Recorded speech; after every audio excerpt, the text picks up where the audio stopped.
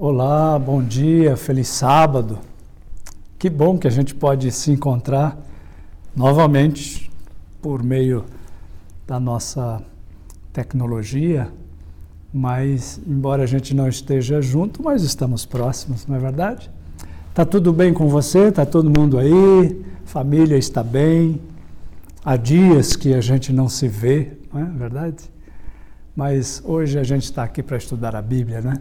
Sábado maravilhoso, que bom. E já pegou sua Bíblia? Hoje nós vamos estudar um texto precioso da Bíblia, tá certo? Vamos fazer uma oração? Então vamos orar. Senhor Deus, obrigado pela oportunidade que se renovou. Envia o Teu Santo Espírito para iluminar nossa mente ao estudar a Tua Palavra. Abençoa cada família, cada ouvinte desta manhã. Nós oramos em nome de Jesus. Amém. Muito bem. O texto para esta manhã está no livro de João ou no Evangelho segundo João. Abra aí sua Bíblia, ou seu celular, enfim, São João, o capítulo 11. Vamos pensar um pouco nesse texto que é tão ensinador de lições para a nossa vida, para o nosso coração. Na verdade, o texto de João, do capítulo 11, ele é um texto precioso para a nossa reflexão.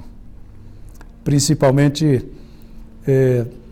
nestes dias com ruas vazias e cidades em pânico, é bom a gente pensar um pouco no que Jesus viveu em um dia especial de seu ministério. Jesus viveu dias muito especiais em seu trabalho, em seu ministério, mas este foi um dia para lá de especial. Achou aí São João capítulo 11? Vamos ler? Aqui na minha versão diz assim: Estava enfermo Lázaro de Betânia, da aldeia de Maria e de sua irmã Marta. Esta Maria, cujo irmão Lázaro estava enfermo, era a mesma que ungiu com bálsamo o Senhor e lhe enxugou os pés com os seus cabelos. Eu não sei se você percebeu, mas João identifica aqui, já nessa leitura inicial dos primeiros versos, João identifica uma crise, percebeu? Uma crise. Crise, né? Talvez a palavra mais ouvida em tempos de quarentena. Agora, tem mais. Se você notou aí os detalhes do texto, você percebe que João identifica aqui, mais precisamente, uma crise na saúde. Uma crise na saúde. Ler a Bíblia é uma das experiências mais ricas e recomendáveis da vida. É uma experiência que enriquece o nosso coração, a nossa vida interior. Talvez seja aquilo que de mais precioso você pode fazer enquanto espera Jesus voltar. Só nesse começo de leitura, você já percebeu como que o texto escrito há tanto tempo já começa a nos ajudar a identificar alguma coisa que nos é familiar? Interessante, não é? Há uma preciosidade em cada texto quando nós lemos a Bíblia e uma revelação em cada página. Não pelo livro em si, mas pelo que ele revela a respeito de Deus e de sua grandeza. A crise que João notifica no texto que estamos estudando era a crise em uma família até bastante conhecida na Bíblia.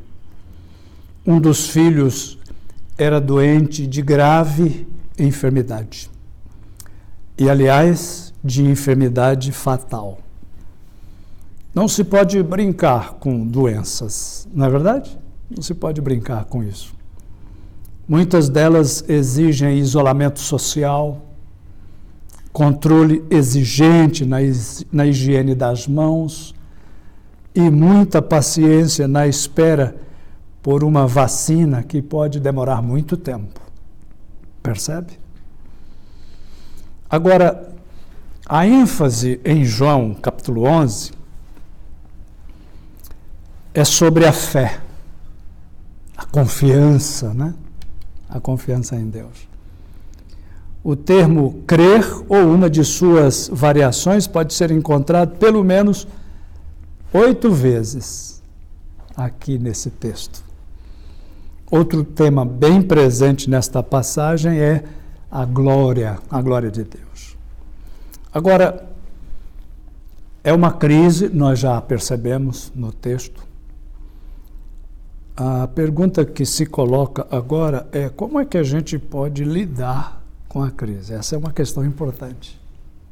Aqui na nossa igreja do Lago Sul, não é? Entre nós, os irmãos aqui, as irmãs, cada pessoa em sua vida pessoal, familiar, também enfrenta dificuldades, lutas, problemas, não apenas o problema geral no qual a humanidade está mergulhada, mas há problemas e crises pessoais, mas a questão é como lidar com a crise. Vamos ver, esse texto de hoje é muito revelador.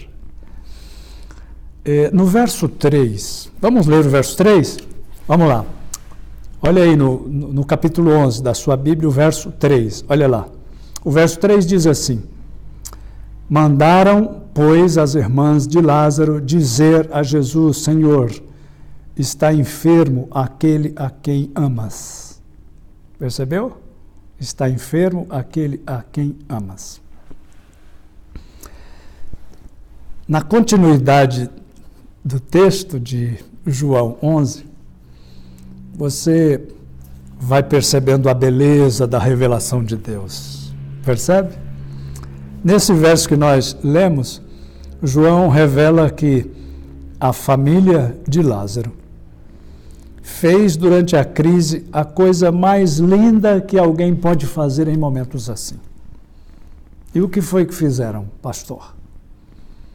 Diz o texto que as pessoas mais saudáveis da família falaram com Jesus ou mandaram falar com Jesus, querendo nos ensinar a lição de que quando problemas e crises existem, nós precisamos levar esses problemas para Cristo. Percebe?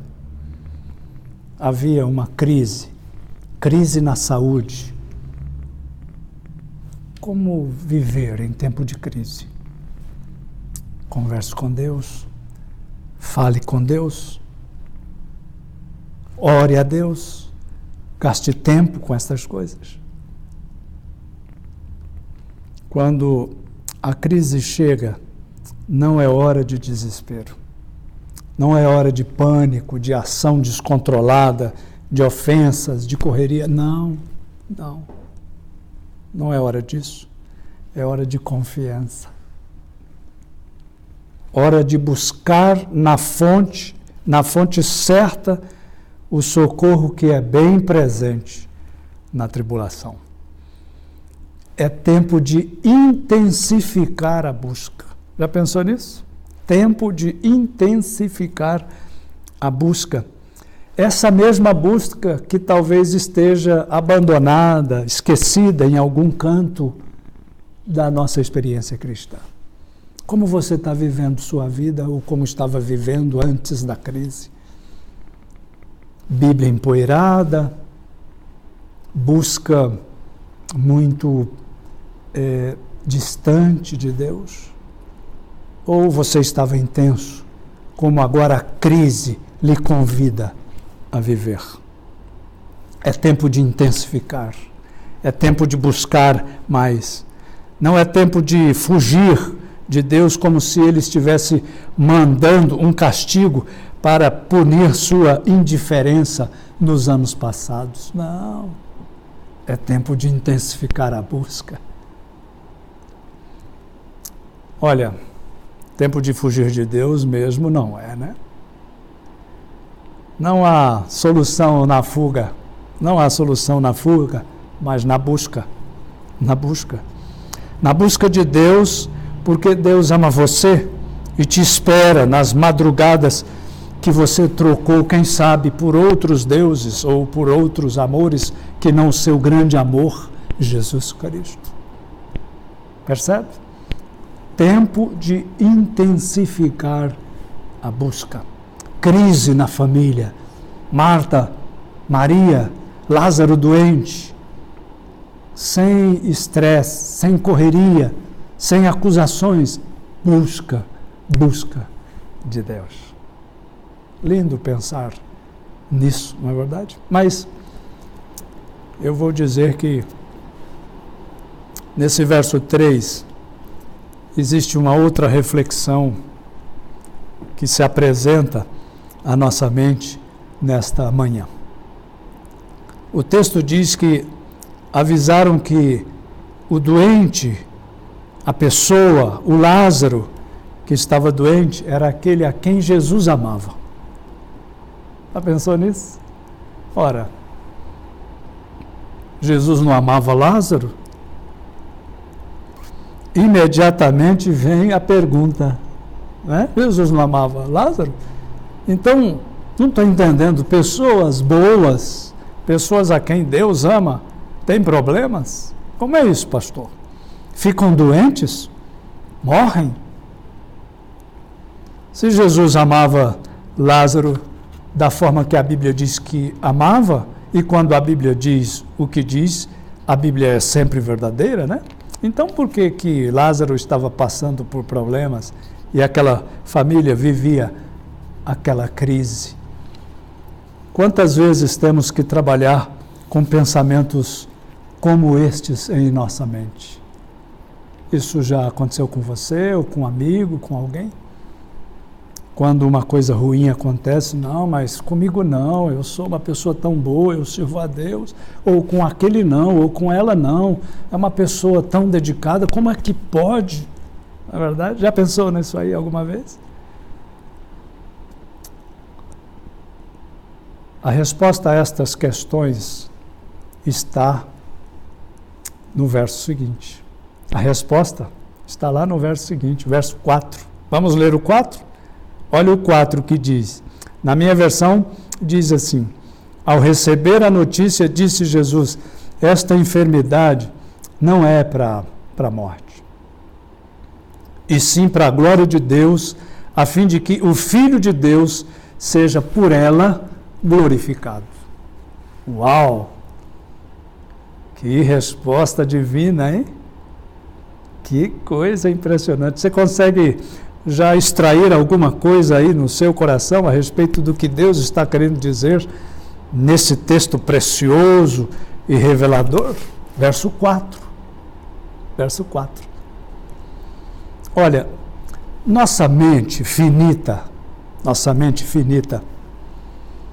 ela sempre se esquece de que a vida que vivemos aqui nos foi dada para que através dela Deus seja glorificado. Deus seja glorificado. E mais, nós só encontramos sentido nesta nossa vida quando vivemos sob a bênção desta compreensão libertadora. Que compreensão libertadora é essa, pastor? A compreensão de que a nossa vida só encontra sentido, ou só encontramos sentido em nossa vida, quando a nossa vida lança honra ao nome de Deus. Ao nome de Deus. Deus queria dar a Lázaro, na verdade, não apenas a cura da doença. Deus não queria simplesmente curar Lázaro. Ele queria ressuscitá-lo. Mais do que simplesmente curar, ao ressuscitar Lázaro, Deus queria que sua vida encontrasse o propósito para o qual ela fora dada. Lançar honra, lançar glória ao nome de Deus. Essa é a questão. A doença de Lázaro e os problemas em nossa vida, na maioria das vezes, se bem lidados com uma atitude de confiança ou uma atitude confiante, dá a Deus a oportunidade de demonstrar não somente que está perto de nós quando sofremos, mas também de ajudar o mundo a descobrir seu poder para salvar da morte eterna, e não apenas dos problemas que nos cercam no nosso dia a dia. O apóstolo Paulo, para a gente ir ampliando essa compreensão, outro gigante da fé, né, como João, ele nos ajuda nesta compreensão quando diz o seguinte, no livro de Romanos, o capítulo 14, versos 7 e 8, ele diz assim: porque nenhum de nós vive exclusivamente para si mesmo, e nenhum de nós morre apenas para si mesmo. Se vivemos, para o Senhor vivemos, e se morremos, é para o Senhor que morremos. Sendo assim, quer vivamos ou morramos, nós pertencemos ao Senhor. Em outras palavras, nós glorificamos o nome de Deus quando fazemos isso em atitude confiante. A Bíblia não relata que Lázaro estivesse reclamando, estivesse maldizendo da sua vida. Como que pode? Eu que hospedo Jesus na minha casa, agora estou doente, e pelo que eu sinto nas minhas energias que estão sumindo, eu acho que eu vou até morrer. Lázaro, a Bíblia não relata nada disso a respeito dele. A atitude de Lázaro, paciente e confiante, por si só já lançou honra ao nome de Deus. Aliás, o relato do capítulo 11 não diz que Lázaro falou nada, absolutamente nada. Nenhuma palavra é relatada no texto que tenham sido palavras de Lázaro. Percebeu? Vou dizer uma coisa aqui para você. Para, assim, ampliar mais nossa compreensão dessa matéria tão importante que é o objetivo e o grande propósito que a nossa vida, a sua vida, a minha vida tem. Eu não sei se aqui algum de vocês que está assistindo aqui o sermão desta manhã já formou um filho ou uma filha na faculdade, ou mesmo no ensino médio. Alguém aí já formou alguém? Quem? Você? Isso, no ensino médio, na faculdade? Não importa, a formatura. Isso mesmo. Você já viu como fica o pai no dia da formatura? Tenta lembrar aí, um pai, uma mãe, no dia da formatura do filho, da filha, já viu como que ele fica? Quase que não cabe dentro da roupa de gala que ele alugou para aquela noite especial. A melhor palavra para o que acontece na formatura é honra. Honra. Vou avançar na ideia. O pai, ele se sente honrado com a vida do filho, com a atitude do filho, com o comportamento do filho, com a vitória do filho. A vida do filho lança honra ao pai naquele dia tão especial. Percebe?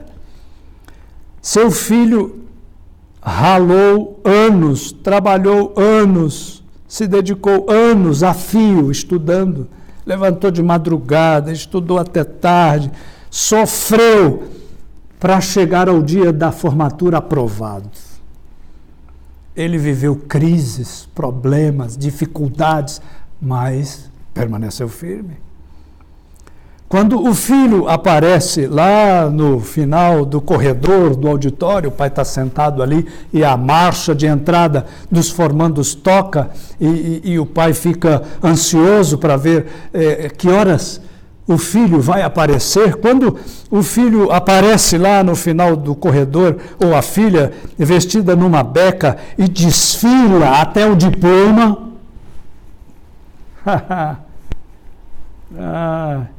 Você ponha uma câmera e fique observando É a atitude do pai. Quando os olhos ansiosos do pai percorrem aquele corredor e encontram o filho, ele imediatamente quer que todos saibam que aquele rapaz, que aquela moça que está entrando é o seu filho. Honra. Honra. Aquele é meu filho. Ele diz para todo mundo que está perto, todo mundo já sabe que é o filho dele. Os amigos já o conhecem, mas aquele é meu filho, olha ele lá, olha como ele está. Esse é o meu filho. Honra. Ele está honrado. Ele está honrado. O filho está feliz. O filho está feliz porque, ao obedecer às orientações do seu pai ao longo da sua vida de estudos, mesmo tendo passado por crises e problemas, mesmo tendo passado por dificuldades sem fim, ele está feliz. Ele está feliz porque a sua vida encontrou um propósito. A sua vida encontrou um propósito. Nós só nos tornamos felizes nesta vida enquanto Jesus não vem. Quando nossa vida cumpre os propósitos de Deus para ela. Os propósitos de Deus para ela.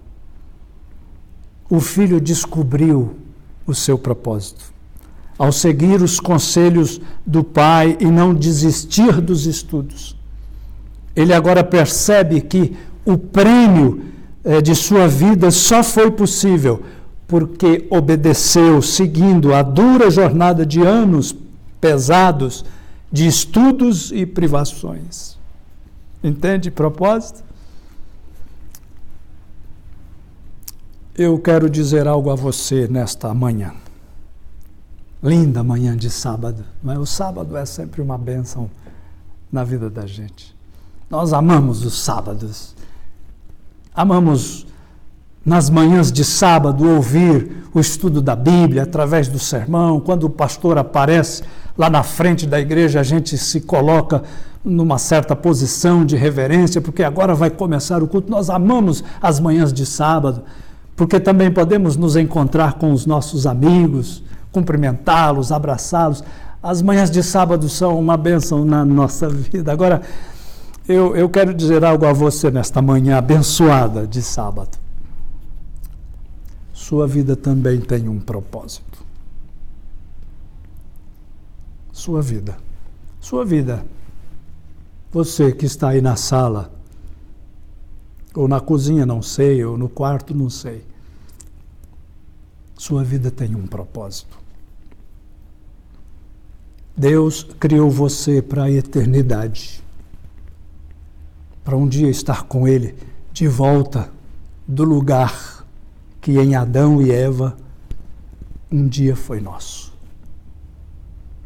O último estágio da sua e da minha vida será um retorno ao princípio. Não deveríamos ter saído de lá, mas um acidente aconteceu e a nossa vida, como diz Paulo, se tornou destituída do propósito maior. Paulo diz, todos pecaram. E a vida dos pecadores se tornou destituída da graça maravilhosa do Senhor. Percebe? Um dia nós vamos estar de volta ao princípio, ao começo de todas as coisas. Na verdade, é um novo começo, porque Deus fará tudo de novo. Tudo de novo. Um Éden até mais lindo, não é? Quando Adão chegar no novo Éden, já pensou isso? A igreja do Lago Sul, todos nós chegando lá no céu, novo Éden, já pensou que experiência maravilhosa não será aquela?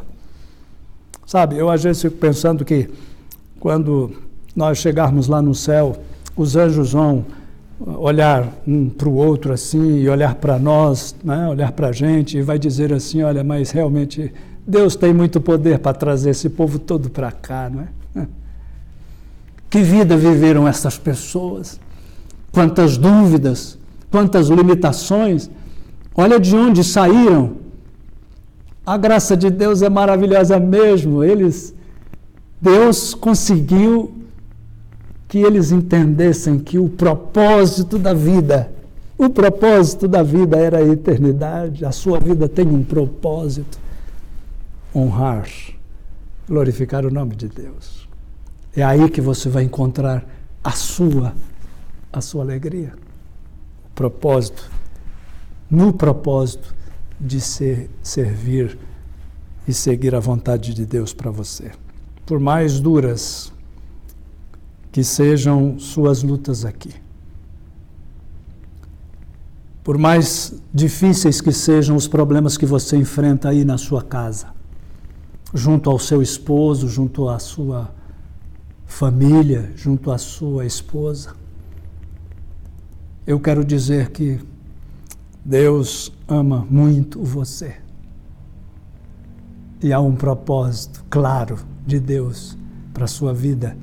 Permaneça firme, não desanime. A formatura está bem perto de chegar. Está perto o dia quando cristãos de todos os tempos, homens, mulheres, crianças, jovens, idosos, todos, a igreja triunfante de Cristo que está em todos os lugares, está muito perto o dia da grande formatura, quando numa cidade nova, numa terra nova, num mundo novo, no mundo do inédito, do surpreendente, seremos recebidos pelo abraço de Jesus. Pelo abraço de Jesus.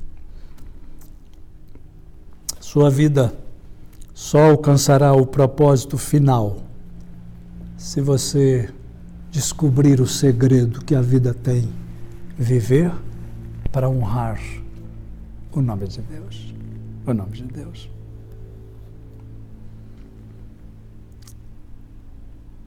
O amor de Deus pelos seus não é uma afeição cheia de mimos, mas um amor que aperfeiçoa a nossa experiência e o nosso caráter. O fato de nos amar e de nós o amarmos não garante que nós estejamos protegidos dos problemas e das lutas da vida. Você, imagino, já aprendeu isso. Afinal, o pai ama seu filho e, no entanto, permitiu que ele bebesse o cálice de sofrimento e que experimentasse a dor e a vergonha da cruz. Entenda o amor de Deus. Não devemos jamais pensar que amor e sofrimento são incompatíveis. Por certo, os dois se unem em Cristo. Por isso, os grandes nomes da fé cantaram enquanto prisioneiros, sorriram, cantaram, louvaram enquanto viviam seus sofrimentos e lutas. Você sabe disso, não é verdade? Agora, a Bíblia diz que, em um determinado momento, Lázaro, que estava doente, faleceu, né? E aí, então, Jesus chegou à cidade de Betânia, que ficava aí uns poucos quilômetros de Jerusalém, e então Jesus o ressuscitou. A ressurreição de Lázaro não foi o último milagre de Jesus antes da cruz, mas certamente foi o maior de todos e o que mais chamou a atenção de amigos e inimigos. Então, a ressurreição de Lázaro foi algo espetacular. João escolheu esse milagre como o 7º da série registrada em seu livro, pois foi de fato um ponto alto no ministério de Jesus aqui na Terra. Jesus já havia ressuscitado outras pessoas antes, mas Lázaro fora sepultado havia 4 dias. 4 dias. Já pensou nisso? um prodígio como esse não poderia ser negado nem ignorado pelos líderes judeus, nem por ninguém mais. 4 dias. Né? O fato de o homem já estar morto por 4 dias conferiu maior autenticidade ao milagre e uma oportunidade maior ainda de as pessoas, inclusive os próprios discípulos, crerem em Jesus. Se há uma coisa que Deus é estrategista.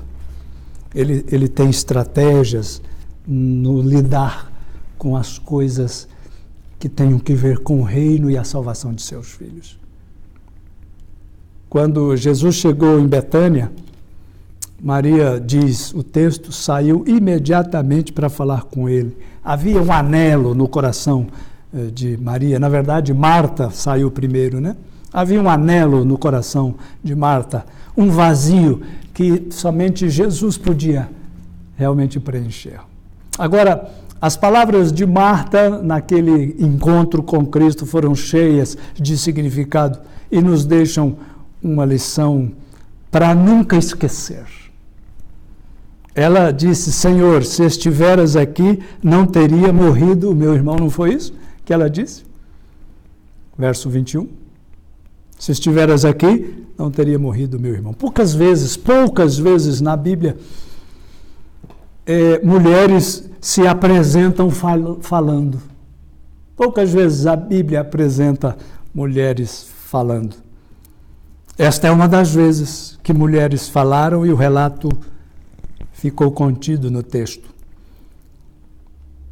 Marta, na verdade, neste dia pregou um dos mais poderosos sermões da Escritura. E pregados por uma mulher, e pregado este sermão por uma mulher, que poucas vezes se apresenta falando na Bíblia.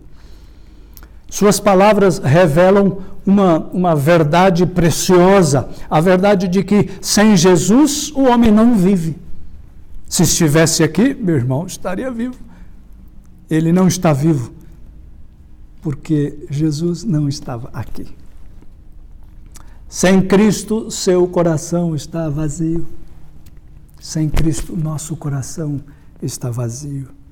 Vazio da vida divina, da graça que comunica vida ao olhar. A pessoa sem Jesus, ela vive uma vida aparentemente normal. Não há diferença entre aquele que, muitas vezes, entre aquele que está com Cristo e o que não está. Às vezes não há muita diferença. Olhando assim, rapidamente. Ele compra, vende, vai e volta. Ele entra, depois ele sai. Mas isso não é indício de que ele viva de verdade. Está em constante busca por algo que não encontra, por isso a sua vida é assim. Ele busca por uma plenitude que nunca alcança, trabalha, ganha dinheiro, compra, viaja, mas por onde anda, leva consigo o vazio que o consome por dentro, porque não tem a vida de Deus em seu coração, em seu interior. No máximo ele sobrevive, mas não vive de verdade. Falta-lhe Cristo, falta-lhe vida. Por isso Marta pregou aquele lindo sermão: Senhor, se estiveras aqui, haveria vida, porque há vida na presença de Jesus.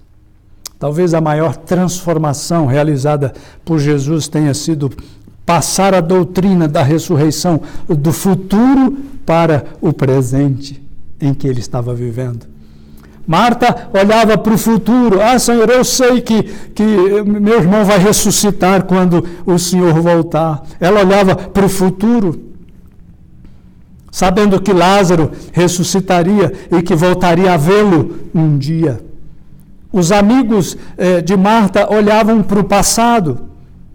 O verso 37, aqui do 11, do capítulo 11, eles dizem: Jesus poderia ter evitado que isso acontecesse. Eles estavam com os olhos voltados para o passado, mas Jesus tentou voltar a atenção de todos para o presente. Onde quer que ele esteja, A ressurreição de Deus está disponível.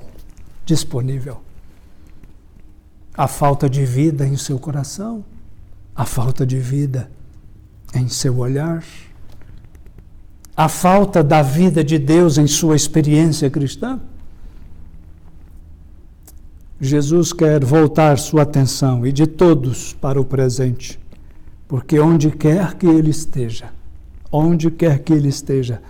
a ressurreição de Deus está disponível agora. Deus pode ressuscitar seu coração, sua vida e sua experiência hoje. E diz a Bíblia que Jesus ressuscitou Lázaro naquele dia, né?